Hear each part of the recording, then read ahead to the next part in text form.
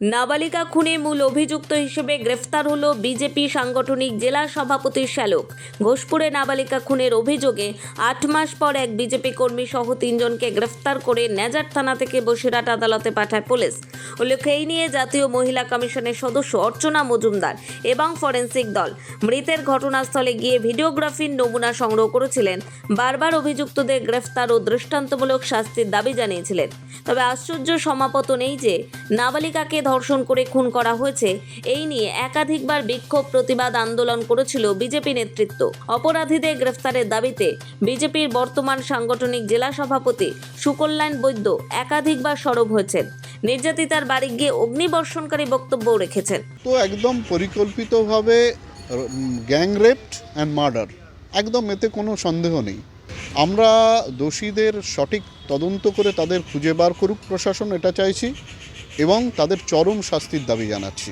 ওই এলাকায় শাসক দলের আশ্রয়ে কিছু অনুপ্রবেশকারী রোহিঙ্গারা ওখানে আশ্রয় নিয়েছে, তারা ওখানে বাইক করে দাপাদাপি করে বেড়ায়।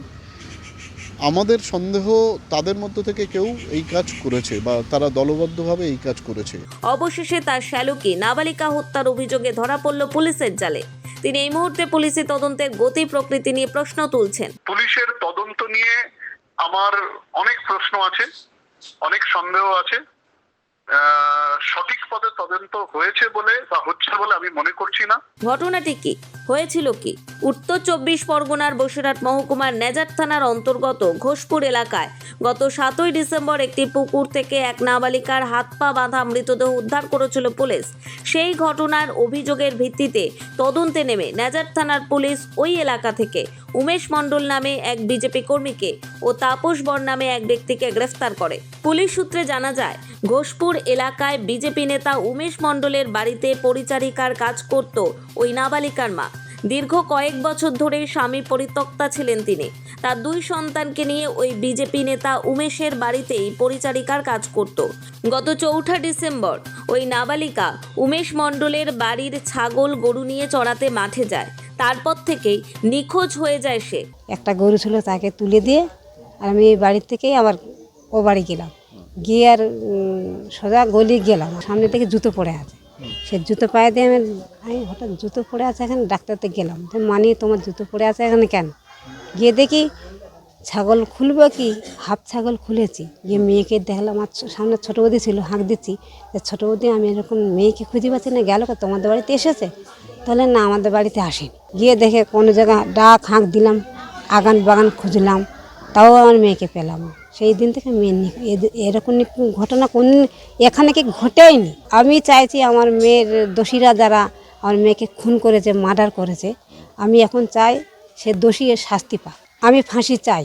বিভিন্ন জায়গায় খোঁজ খবর করার পর ওই বিজেপি নেতা উমেশ মণ্ডলের বাড়ির গোয়ালঘর সংলগ্ন একটি পুকুর থেকে ৭ই ডিসেম্বর হাত পা বাঁধা মৃতদেহ উদ্ধার হয়।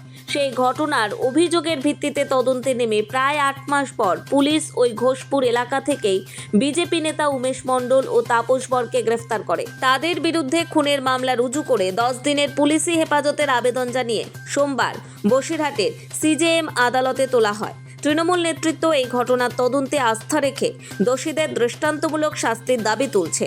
পাশাপাশি বিজেপি নেতার ঘনিষ্ঠ আত্মীয় নাবালিকা হত্যায় জড়িত থাকার অভিযোগ নিয়ে তোপ দাগতেও ভোলেনি তৃণমূল নেতৃত্ব।